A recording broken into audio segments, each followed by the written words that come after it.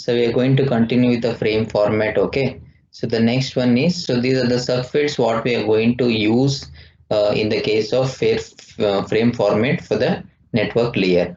So the version is the current version of the frame what we are going to use. It is a version 0, and there are different types of information, that is a different types of communications will takes place. One we call it as a management, and the second we call it as a control, and the third one we call it as a data. Okay, so what you mean by management is, through in the management phase, so some signaling mechanisms between the nodes will be taken place, so that we call it as a management. So if the data transmission is happening because of the management signaling means, then in the type field we are going to give a value called as 00. So if it is happening in terms of control frames, so means what, before we send any signals, so before we send any data information from one node to another node, we will be sending some controlling signals. So the controlling signals, as we discussed, that is nothing but RTS packet, CTS packet, and acknowledgement. I told you, right, what do you mean by RTS and CTS? What do you mean by RTS? We have discussed these things, right? In the last class we have discussed. Ah, Request to send. it's very good. So we will be using a control signals, that is nothing but RTS, CTS, and one more signal we will be using, that we call it as a ACK. What do you mean by ACK or AWK? Acknowledgement frame. Yes, very good. We will be using acknowledge frame. So when the data communication between the nodes, if you say that it is a through either in terms of RTS, or it is in terms of CTS, or it may be in terms of acknowledgement means, then that phase of data communication we call it as a control. And the last one is we call it as a data. So when we want to have a actual data transmission means, then in the field of type, so we are going to feed the value called as 10. So whatever the receiver who is going to receive the frame, so they will check the type of the frame, what actually the data communication is been taking place currently. So depending upon the type of the frame, the receiver can able to acknowledgement back to the transmitter. Okay, so now, so we are going to use two DDS, and from DDS, the DS, that is nothing but we will be defining this later. Okay, and more flag. So when we are going to set one means, it means that more fragments. So because why we need a fragmentation, as I told you. So if the date of arrival, if the rate of arrival from the network layer to the data link layer, so if the capacity of data transmission for the data link layer, if it is small means, then we go for a fragmentation in the case of network layer. Okay, so therefore we see, if you need a more fragments depending upon the capacity of the network between the data link layer, so we go for this more flag. Okay, and if there is any loss of packet is happen between the data communication means, then we need to retransmit it. So in order to indicate that the to the transmitter that you need to retransmit the frame, so we need to identify, or we need to indicate to the transmitter. So how we are going to indicate the transmitter is by using a retry. So when retry is set means, it indicates that we need to transmit the frame once again. Okay, so the next one is PWR MGT. So PWR MGT is nothing but power management mode. So in the power management mode, the data will be optimized, or the power transmission will be optimized, or it will be minimum during the data transmission. The next one is more data. So when you set a more data is equal to 1, so means what, more stations, means stations has more data to send. So when you said more data is equal to 1 means, the stations will be having more data to send. And the last one is wired equipment privacy. So this wired equipment privacy we are going to implement in the case of encryption and decoding algorithm. And the last one is reserved. So if the frame, some specific frames are there, so those specific frames we call it as a reserved. So if you want to transmit those specific frames means, then in the reserved field we will be indicating what type of frames we are actually transmitting. Okay, so these are the frame control subfields what we have studied in the last class. Okay. So as I told you, there are two types of frame types are there. One we call it as a management frames, and one more we call it as a control frames. So as Deepshi said, there are two types of controlling frames are there. One we call it as RTS packet, and one more we call it as a CTS packet. And these management frames we will be using to in order to initialize the data transmission between the source and transmitter. And to before we do the data transmission, we should make sure that whether the transmitter and receivers are ready or not. If the transmitter and receiver are ready, and if they are ready to receive the data, means then the data transmission will takes place. So once the control frames will give you the clear indication that yes, there is no any collision is there, and there is no hidden node problem is there is no export node problem is there, means then we can go for the data transmission. So then what exactly this RTS packet and CTS packet, you can ask me the question. So the RTS packet, as I said, it is nothing but request to send. So whenever a station wants to do the data transmission, so it has to set or it has to inform to the receiver that I am going to transmit the data, are you free or not. So in order to indicate to the receiver that I am going to transmit the data, you please be ready. So we will be sending a RTS packet. So what are the fields or what are the signaling subheaders which are there in the RTS packet? It has been given in the diagram. So you can see here RTS, it is composed of FC, D, okay, that is a delimiter, address 1, that is a source address, and destination address, and FCS. Okay, so these are the fields of the RTS what we will be including. Similarly for the CTS or for the acknowledgement, so these are the fields what we have included. You can see here 6 plus 4, 10, 10 plus 10. It is a 20 byte address we will be using for RTS and CTS. Okay, and the data frames, we call it as either it can carry the information about the data or it can carry the information about the control frame. Okay, so depending upon the field what we have called to DS and from DS, so we can have a 4 different cases which can be identified in the wireless LAN technology, that is nothing but IEEE 802.11.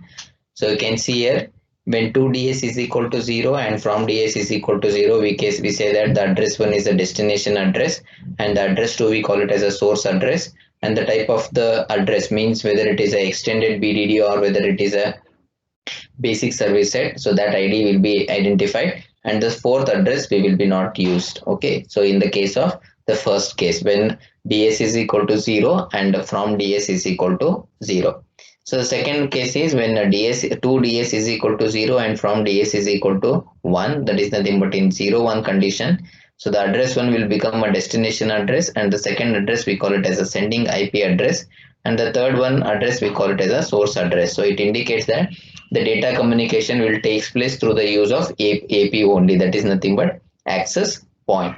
And the third one is when it is 1 0, the switching of the means we will be transmitting the data, that is nothing but receiving AP, source, and the destination. So means what, from the receiving from the access point we will be receiving the data, so therefore the address 1 will become a receiving AP, and the address 2 will become a source address, and the address 3 will become a destination address. For the fourth case, where that is nothing but when 2ds is equal to 1 and from ds is equal to 1, so the address will be again it will be a receiving AP, and the address 2 will be your sending AP, and the address 3 will be your destination AP. Okay, so these are the 4 different cases what we will be using in the case of FC field, which we have discussed in the earlier slide. Okay, so please make a note of this. Okay, so you can see these are the 4 different cases. So what will be your destination address, BSS, whether you are going to include a BSS or AP or not, without AP or not, we are having a data transmission. So it has been given in the 4 different cases as we discussed in the tabular form. Okay. Okay. Now, see, when we started with the wireless LAN technology, we discussed about a hidden node problem. Okay. So can see whatever you have said, it is correct, but in terms of uh, means conceptual wise, okay, you told the case how where you will be getting a hidden node problem, but why you will be getting hidden node problem is because, see, since as Rupashree said, so if you have a 3 stations, A, B, C stations, so if B station in middle between the A and C station means A will be transmitting the data to B and B will be transmit, since C does not know whether B is receiving or not. So he will be transmitting the value or he will be transmitting the data to B. So in such a cases, what happens is, so since A and C are unaware of the existence of the intermediate node B, so they will start transmitting the data. So therefore, the data will be collide within the intermediate node, that is nothing but B. So that concept or that scenario we call it as a hidden node problem.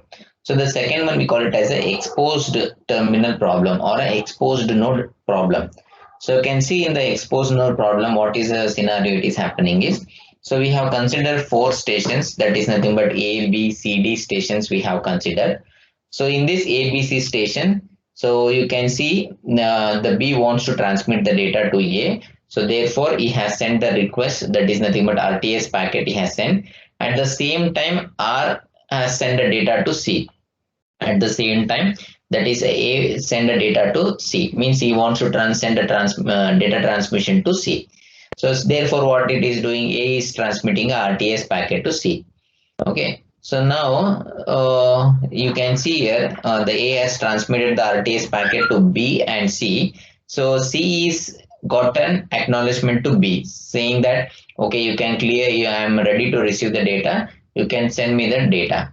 So now what happens is, so the A will transmit the data both for B and C. So C will be receiving the data.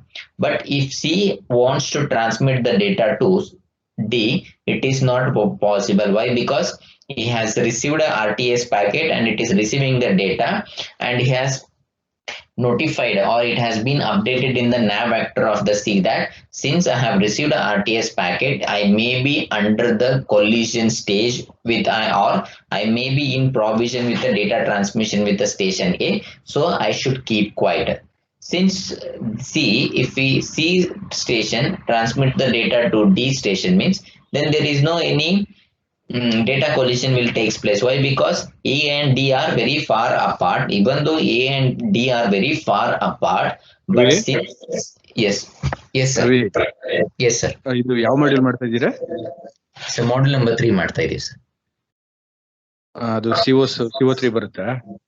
ಹಾ sir, CO3 ಬರುತ್ತೆ. Students ಇದು Bloom's taxonomy ಯಾವ್ದು ಬರುತ್ತೆ Ravi? Knowledge level sir ಇದು K3 ಬರುತ್ತೆ sir. K3 ಬರುತ್ತಾ? Okay, thank you continue. Okay okay okay. So students, hello. Yes, sir. Yes, sir is there with us. HOD sir. Yes, sir. Good afternoon to all. Good afternoon, sir. Good How afternoon, are you? sir. How are you? Fine, sir. What about you, sir? I am also fine, Appa. Thank you very much. Maybe from 27th or 28th classes will commence. We will meet you. Please take care. Thank you. Thank you, sir. Thank you, sir. Thank you, sir. Thank you, sir. Thank you all. Okay, so we were talking about this exposed node problem. So even though the C can able to transmit the data to D, it is not possible. Why? Because just it has received a RTS packet from the A, so it is keeping quiet unless and until the station A wants to complete its data transmission. So this mechanism we are going to call it as a exposed node problem. So when you want to study this wireless LAN technology, so hidden node problem and exposed node problem, these are the very important two problems what you need to give a solution for the, so that you can come up with a better wireless LAN technology. Okay, so if you are a good CCN student, or if you have learned the CCN subject very well means, then definitely when you go for the interview, so if the interview's background is belongs to networking means, definitely they will be asking you this question: what do you mean by hidden node problem, what do you mean by exposed node problem, they will be asking you. Okay, so this is a very important topic. I know whatever we discussed. So we discussed about a data link layer, we discussed about a network layer. Okay, but we haven't discussed about a physical layer. What exactly the physical layer, how the bits will be converted into signals, Okay, and what type of modulation coding schemes we will be using, and what type of frequencies we will be using in the physical layer. So all those details we haven't discussed as of now. Okay, so from now onwards we will go on understanding, or we will have a more details on what exactly this physical layer and how this physical layer has been implemented. Either it may be wired LAN or it may be in terms of wireless LAN, we will be checking out. Okay, so there are 6 different specifications are there in the physical layer for the wireless LAN technology. That is nothing but 802.1111. Okay, so we call it as a ISM band. That is nothing but industrial science management bands, we call it as, except in the case of infrastructure branch. Okay, and one more thing you need to remember, this ISM band, industrial science management band, it is an unlicensed version. So means what? It is a free versions. So anyone who wants to do the data communication means, so if they do with these frequencies means, then there is no need for them to do the payment for the corresponding authorities. Okay, so this ISM band will range in 3 different categories, or in 3 different frequency components. So first we call it as a 902 to 928 megahertz frequency band. The second one we call it as a 2.4 to 4.835 gigahertz band, and one more we call it as a 5.725 to 5.850 gigahertz band. So the physical layer, whatever we have dealt, right, that is a in the wireless LAN technology. So it works in the ISM band. This ISM band is free of cost. Okay, so and we will be using this ISM band for the data communication in the wireless LAN technology. So therefore, if you want to set up any wireless LAN technology means, then there is no need for you to have a provision, or there is no need for you to buy the frequency component. I think have you heard about 2G spectrum, that is Satyam scam? It has been happened. Do you remember? I think from last 7 to 8 years back, 2G spectrum, that is scam has been happened. Do you remember that? What is that all about? Yes, anyone knows that? Satyam company has been it has been means they, though they called it as accusations for their means using those frequency components. Do you remember this?